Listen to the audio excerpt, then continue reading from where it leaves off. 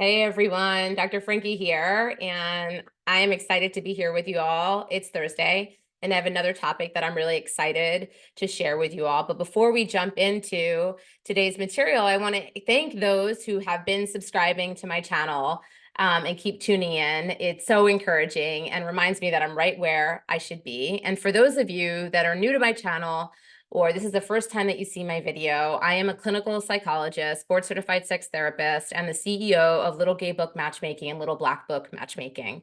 So if you're part of the LGBTQIA community and you're out there single, trying to find somebody wonderful, definitely reach out to us by visiting littlegaybook.com and fill out a free profile. If you're interested in being more proactive, then definitely contact us for a consultation, learn more about matchmaking. Maybe you're needing help with the dating apps, how to be more successful with that whole process, or maybe you're just wanting to hire us to search, screen, vet, and coordinate dates for you. Happy to tell you all about how that process works. So just reach out to us. And if you're straight, visit drfrankie.com with an IE or Little Black Book Matchmaking, fill out a free profile, click contact us, reach out. We would love to talk all about how to help you meet somebody absolutely wonderful. But before I jump into my material for today, I want to encourage you to subscribe. If you like what I'm putting out there, it just reminds me that I'm doing exactly what I should be doing, and it's exciting. So I love to see my subscribers go up.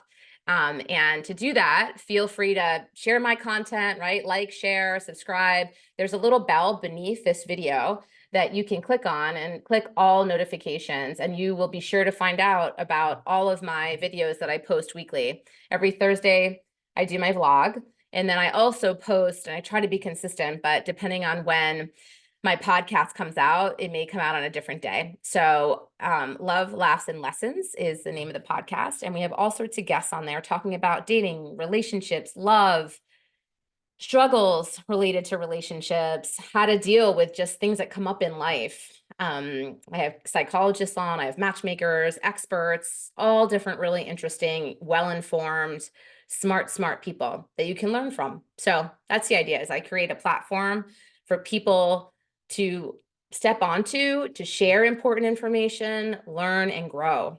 And yeah, it makes me, just fulfills my every day. So thank you for supporting me and for being here. And let's jump into my material for the day. So we are going to talk about infidelity, communication signs of infidelity. Trust is a cornerstone of a healthy and thriving relationship, right? But when suspicious feelings come up of infidelity, they start to creep in, it can shake the very foundation of trust that we really work hard to build with somebody. And while jumping to conclusions is never wise, it's helpful to have some kind of guidepost to help sort out whether there's something to be really worried about, or whether your partner is just kind of having an off day, or whether there's something really there that you need to worry about. Well, with that idea in mind, I want to share some common red flags that could indicate your partner might be straying off, and you probably should have some concerns.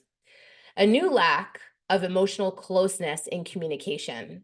One of the earliest and most consistent behaviors linked to infidelity is a noticeable emotional distancing between you and your partner.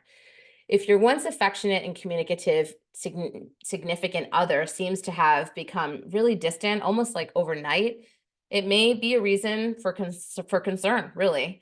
This may look like feeling like you have to dig for information about how they feel or what they think, where they used to offer it enthusiastically, or trying to initiate a conversation about your feelings that used to be easy, and now it just feels like it's all getting shut down. Changes in their behaviors may look like avoiding eye contact, being less engaged in conversations, or seeming preoccupied with thoughts that they're unwilling to share. Like there's all of a sudden this wall up. Of course, one should never assume that these are an admission of infidelity or that cheating is actually the explanation for the behavior.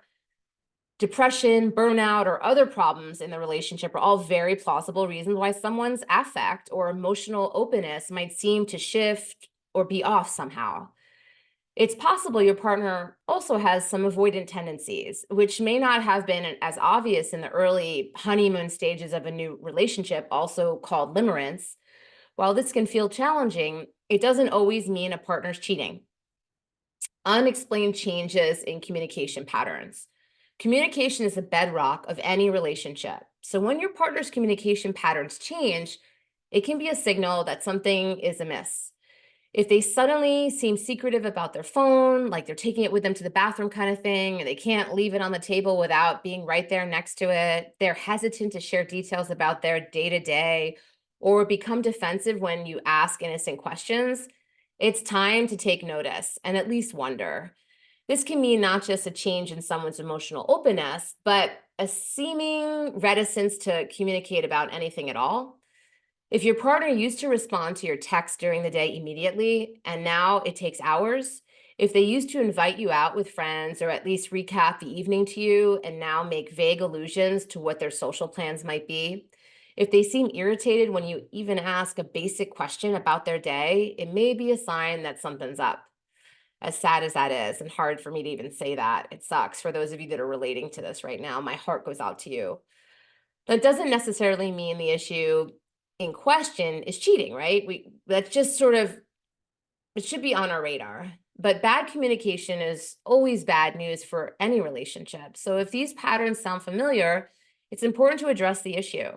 That doesn't mean badgering your partner or flooding them with calls or texts to try to hear more from them, or going through their phone or their computer without them knowing, all of which can be signs of unchecked anxious attachment. So I want you to look back to my written blogs or my videos and learn about attachment styles, attachment theory, anxious attachment, avoidant attachment, because it's important that we all understand attachment theory if we're going to do relationships.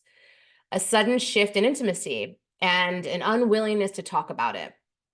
For most of us, sexual intimacy is a core element of our relationship, and any significant changes in this area can be a potential indicator of issues, and that includes infidelity. Of course, not having sex as often as you wish isn't one-to-one correlation with cheating. Not having enough sex is the number one issue all couples fight about.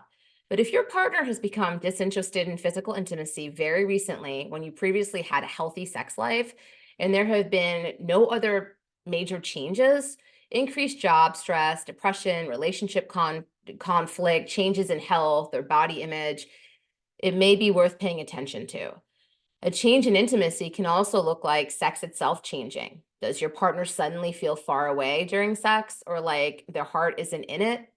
It's easy to get in your head about things like this, and sometimes it's in unproductive ways, right? Because we're feeling nervous, we're feeling something, we're not quite sure what it is. But if something feels different, you need to pay attention to that feeling, because it's your body giving you information that something has shifted. Overall, trust your instincts. It's never a good idea to jump to conclusions. It's possible for fundamentally healthy relationships just going through a rough spell to suddenly be in real trouble when one person accuses the other of cheating. After all, being accused of something you didn't do is also a breach of trust.